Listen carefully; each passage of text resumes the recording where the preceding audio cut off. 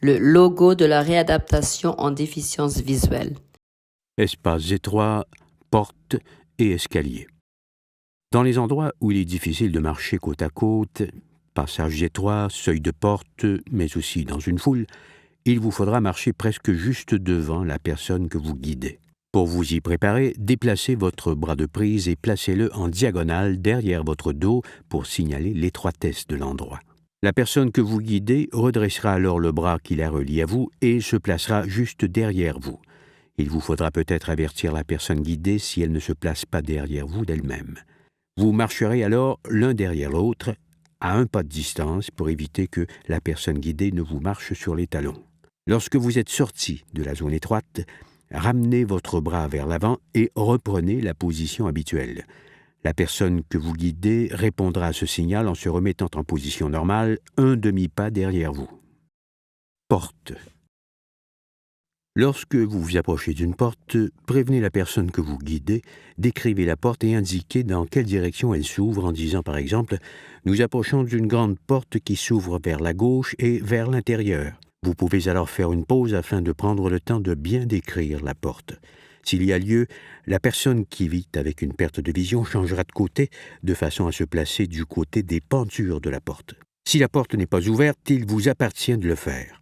Mais pour des raisons de sécurité, la personne que vous guidez prendra ensuite le relais.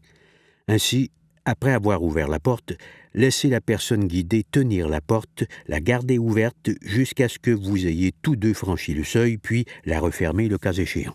Si la personne que vous aidez n'est pas en mesure de le faire, par exemple si elle est âgée et que la porte est lourde, il vous incombe alors de garder la porte ouverte et de la fermer. Escalier et bordure de trottoir.